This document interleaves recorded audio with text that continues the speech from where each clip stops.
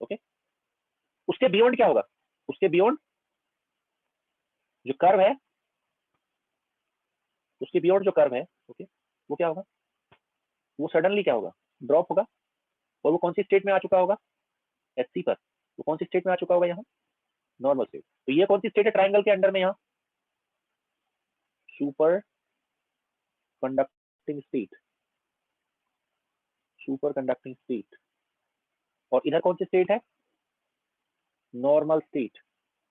तो यहाँ पर जो ट्रांजिशन है, okay, normal state to super conducting state, वो शार्प है या ग्रेजुअल है, तो यहाँ पर क्या होता है, sharp transition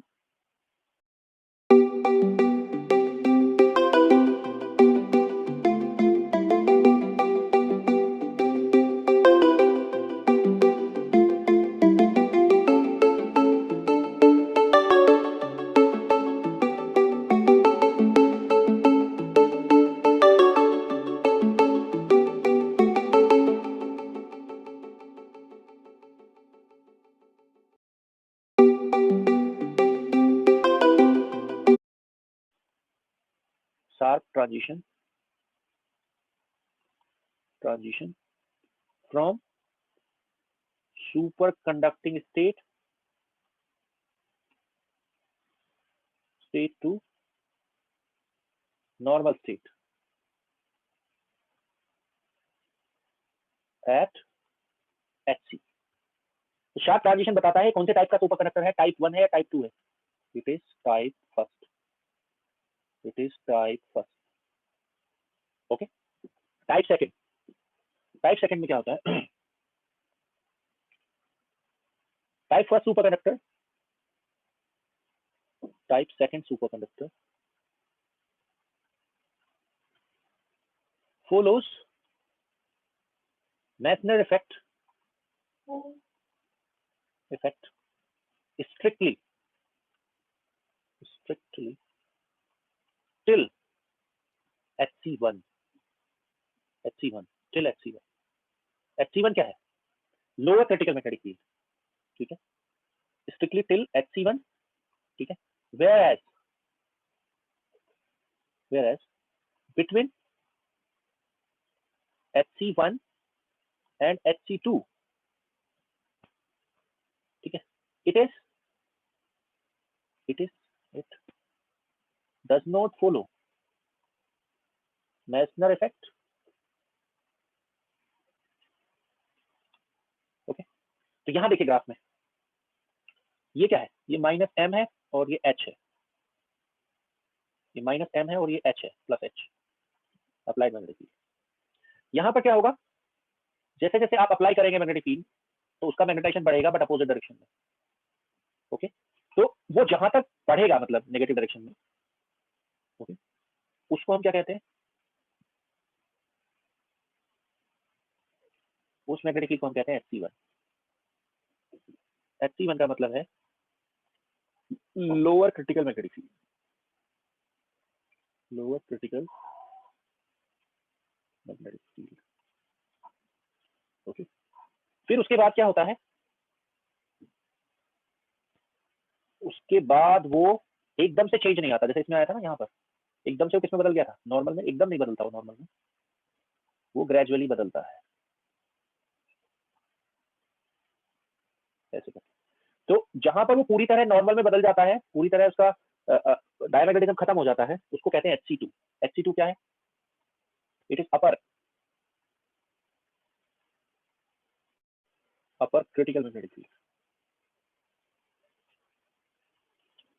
it is upper critical magnetic field.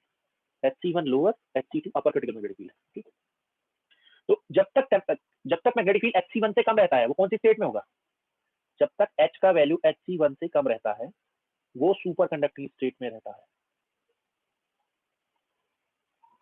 कौन सी स्टेट में रहता है, सुपर कंडक्टिंग स्टेट। यानी कि वो कैसे बिहेव करता है, परफेक्ट डायमैग्नेटिक, उसका जो बिहेवियर है वो कैसा है, परफेक्ट डायमैग्नेटिक। ओके, जैसे ही टेम्परेचर क्या होगा, सॉरी जैसे ही मैग्नेटिक फील्ड HC1 से ज्यादा होगा बट HC2 से कम होगा, वो कौन सी स्टेट में रहेगा, वो रहेगा मिक्स्ड स्टेट में। कौन सी स्टेट में रहेगा, मिक्स स्टेट में या कौन सी स्टेट में रहेगा, वॉर्टेक्स स्टेट में। ओके, यहाँ पर वो कैसे बिहेव करेगा, यानी कि ये कौन सी, ये मिक्स स्टेट कहाँ से कहाँ तक है, HC1 से लेकर HC2 तक, इतने जोन में कौन सी स्टेट है, ये मिक्स स्टेट है। ओके, तो जो मिक्स स्टेट है उसमें वो कैसे बिहेव करेगा, डायमैग्नेटिक या परफेक्ट डायमैग्नेटिक, परफेक्ट नहीं है वो यहाँ, वो कैसे बिहेव कर रहा है यहाँ पर, it is only diamagnetic not perfect,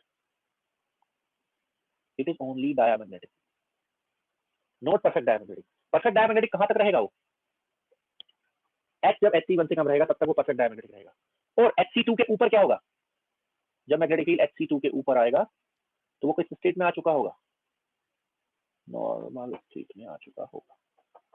okay, तो इस तरह का जो क्लासिफिकेशन होता है उसको कहते हैं हम क्या, type 1 and type 2। Okay, usually क्या होता है कि जो टाइप 1 सुपर कंडक्टर्स होते हैं,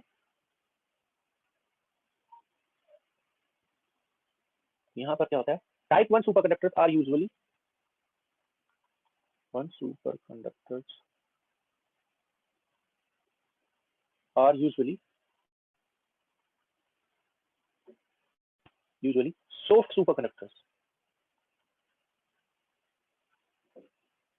soft superconductors, since, क्यों होते हैं soft, since their Hc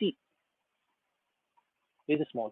hardness या सॉफ्टनेस छूने में नहीं, मतलब मैकेनिकल हार्डनेस या सॉफ्टनेस की बात नहीं हो रही है, ये हो रही है कि कितना मैग्नेटिक फील्ड लगाकर आप सुपर कंडक्टिविटी को डिस्ट्रॉय कर सकते हो। तो they are soft because their Hc is small, थोड़ा सा मैग्नेटिक फील्ड लगाने से सुपर कंडक्टिविटी खत्म हो जाएगी, they are soft super conductors. Okay, and they have very limited practical applications। क्यों उनकी प्रैक्टिकल एप्लीकेशंस लिमिटेड होती हैं, क्योंकि उनका Hc कम है, थोड़ा सा मैग्नेटिक फील्ड लगाने से खत्म सुपर कंडक्टिविटी, इसलिए उनकी प्रैक्टिकल एप्लीकेशंस लिमिटेड है। Examples, okay, Sn, Pb, Hg, ये सब क्या है, type four super conductors. Type second super conductors क्या होते हैं, are usually hard super conductors. क्यों होते हैं वो हार्ड, सिंस देयर Hc2 जहां जाकर पूरी तरह खत्म होता है magnetic field is very large. इसलिए क्या होता है, they are used in practical applications।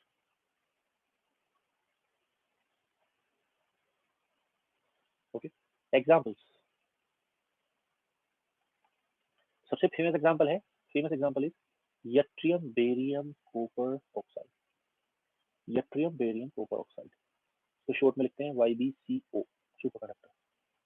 Okay, अगर आप यट्रियम की जगह लैंथेनम लगाते हैं तो भी वो क्या जनरेट करेगा, LbCO, कहा जाता है LbCO एक्सेट्रा।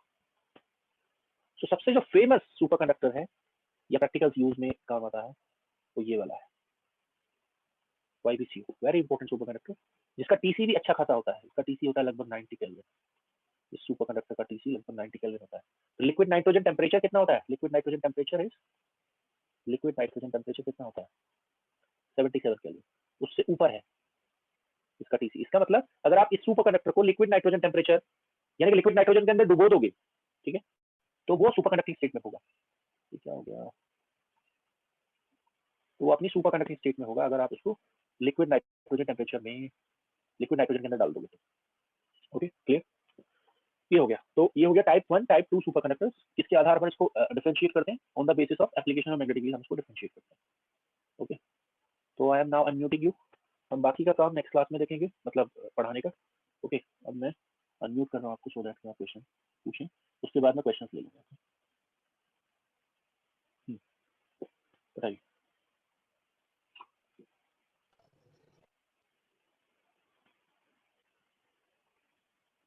हेलो, मेरी आवाज आ रही है सर? हाँ जी सर, ये जो मिक्स्ड स्टेट होती है ना सर, हाँ सर इसमें साइमल्टेनियसली दोनों एग्जिस्ट करते हैं सर। हाँ हाँ यस। तो फिर हम डिफरेंशिएट कैसे करेंगे कि हम डिफरेंशिएट नहीं कर पाएंगे वहाँ पर। क्या नहीं कर पाएंगे?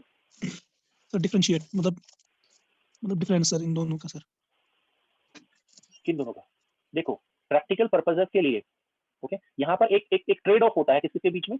देखो यहाँ पर जो है ना मैग्नेटिक फील्ड पेनिट्रेट तो कर रहा है बट पूरी तरह पेनिट्रेट नहीं किया है इतने जोन में। ओके तो जब वो पेनिट्रेट फुल्ली नहीं किया है तो वो डायमैग्नेटिक तो रहेगा, परफेक्ट नहीं होगा। ओके बट सर उसका जो रेसिस्टिविटी है ना स्टिल इस रीजन में उसका जो रेसिस्टिविटी है बहुत कम होगा। अगर मैं रेसिस्टिविटी की बात करूं तो वो स्टिल बहुत कम होगा। तो हम प्रैक्टिकल पर्पसेस के लिए इस वाले जोन को इस्तेमाल करते हैं HC1 से लेकर HC2 तक के C2 तक। हाँ ओके ठीक है सर। Okay sir. तो ये ध्यान रखिएगा मेसनर इफेक्ट जो होता है या टाइप 1 टू टाइप 2 का जो डिफरेंशिएशन होता है वो मैग्नेटिक फील्ड के आधार पर होता है ना कि टीसी के आधार पर। Okay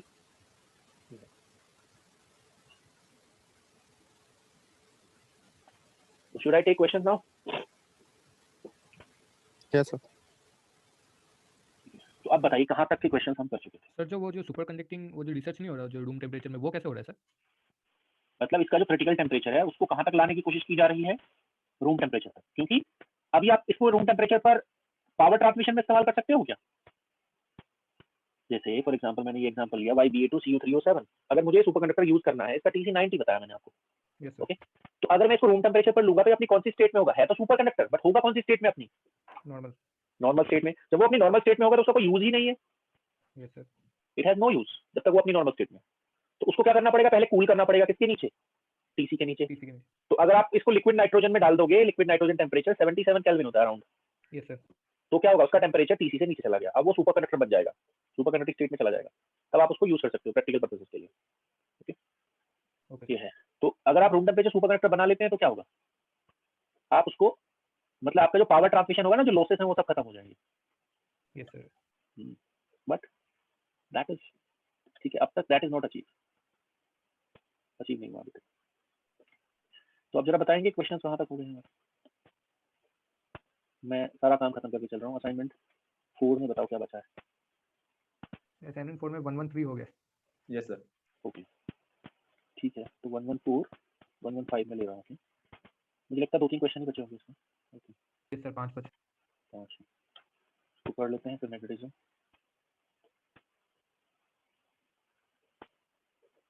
in the Hall effect sign of, ये करना जरा। मैं एक मिनट फोन कर लेता हूँ। सर थ्योरी तो कंप्लीट हो गई है ना या नहीं हुई है? बची हुई है थोड़ी सी। किसकी थ्योरी? इसकी सर सॉलिड की पूरे सिलेबस की अभी बचा हुआ है। बच्चा वाला? हाँ हाँ सुपर कंडक्टिविटी बची हुई है अभी। Okay okay. अभी डायरेक्टिव प्रॉपर्टीज बची हुई हैं। सर BCS है अपने में। है BCS थ्योरी, आगे आएगी BCS थ्योरी सुपर कंडक्टिविटी की। ओके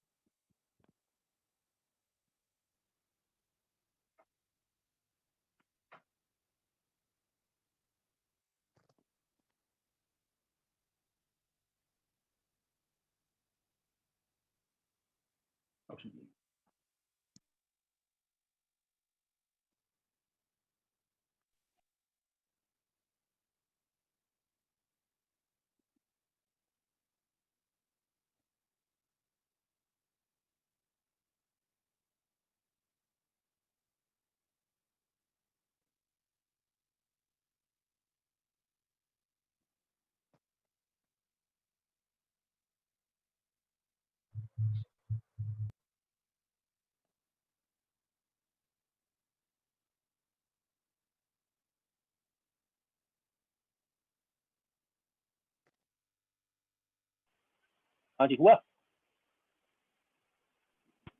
हेलो ऑप्शन नहीं सर।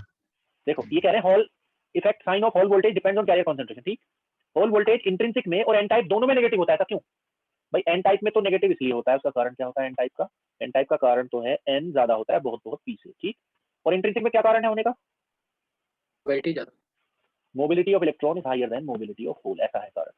दोनों को मिलाना है।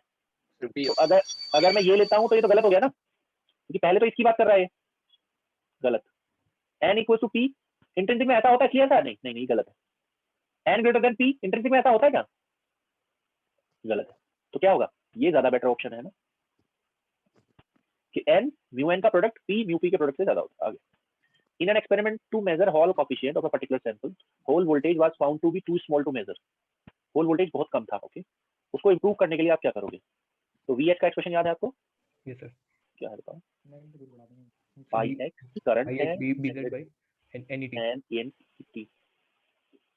ओके, तो क्या करोगे? बोलो। Increase the magnetic field, yes very much possible. Increase the temperature, गलत है, बिल्कुल गलत है। Use a longer and thinner sample, thickness का कुछ इफेक्ट है या नहीं? यस सर है तो जो जिस तरफ आप मैग्नेटिक फील्ड लगाओगे वो थिनेस्ट साइड होनी चाहिए उस क्रिस्टल की या थिकेस्ट साइड? तीनों होनी चाहिए सर। तीनों होनी चाहिए। ओके, तो ये दोनों ही काम करेंगे वैसे तो, मैं आपको बताऊं, है ना? शॉर्टर एंड थिकर सैंपल गलत है। वैसे तो दोनों ही काम करेंगे, बट दोनों में ज्यादा इफेक्टिव कौन होगा? Magnetic field. Magnetic field. अगर सैंपल बहुत थिक हुआ फिर मैग्नेटिक फील्ड कितना ही बढ़ाते रहो आप, उस फर्क नहीं पड़ने वाला। फिर तो सी होगा है ना? तो सी ऑप्शन ज्यादा अप्रोप्रिएट है। ओके, ये है, क्योंकि लॉन्गर अगर सैंपल नहीं हुआ ना तो क्या दिक्कत है बताओ? ये देखो यहाँ पर जो आप सैंपल लेते हैं वो इस तरह का होता है। अगर आपने शॉर्टर सैंपल ले लिया तो क्या होगा?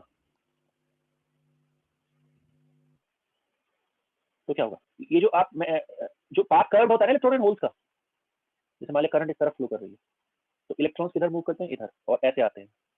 होल्स किधर मूव करते हैं? यूं। ओके, तब इनका पाथ जो है वो कर्व नहीं हो पाएगा, इतने में वो घूमेगा ना, इतने में निकल जाएगा इस तरफ। तो कैसा सैंपल होना चाहिए? वैसे दोनों ही बातें सही है अगर इसको देखें ना, ठीक है, बट एक ही चूज करना है तो ज्यादा अप्रोप्रिएट कौन है? ये वाला। ओके, थिनर एंड लॉन्गर, तो कम से कम कितना रेशियो होना चाहिए आइडियली? लेंथ और इसका थिकनेस का L/T 3 होना चाहिए लगभग, यानी कि उसकी लंबाई 3 गुना होनी चाहिए किससे? थिकनेस से। 116।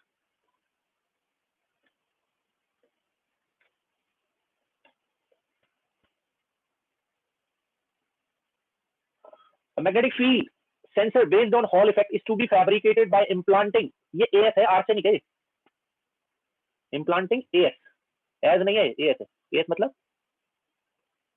Arsenic, into a silicon film of thickness 1 micrometer, thickness दी हुई है 1 micrometer। Okay, magnetic field sensitivity कितनी? करंट कितनी? Excitation current IX 1 milli ampere. Implantation dose, dose कितनी डोज डालें बताइए? आर्सेनिक डालने थे आप ND डाल रहे हैं या Na डाल रहे हैं? ND। और ये ND किसके बराबर होगा? N के। यस सर बोलो। तो यहां पर पूछ रहा है ND कितना होगा? N के बराबर होगा, वो तो सब ठीक है। फार्मूला क्या है? What formula you will use? You will use Hall voltage formula. क्या होता है? करंट होल वोल्टेज का मैग्नीट्यूड ले लो आप बस। क्या होता है? IX PZ by implantation dose ET। Okay, VH दे रखा है क्या यहाँ पर? मैग्नेटिक फील्ड सेंसिटिविटी दिया है VH बाय VB क्या दिया हुआ है? ये किसका वैल्यू दिया हुआ है? VH बाय मिलीवोल्ट पर टेस्ला सेंसिटिविटी, होल सेंसर की सेंसिटिविटी है ये। ओके, तो N का फार्मूला क्या बनता है? N का फार्मूला बनता है IX बाय ET, और इसको एक साथ ले लेते हैं BZ बाय कितना? VH। तो ये सेंसिटिविटी का वैल्यू पुट कर दो इसमें, आप करंट का वैल्यू पुट कर दो, सेंसिटिविटी का वैल्यू पुट कर दो, तो बताओ मुझे आंसर कितना?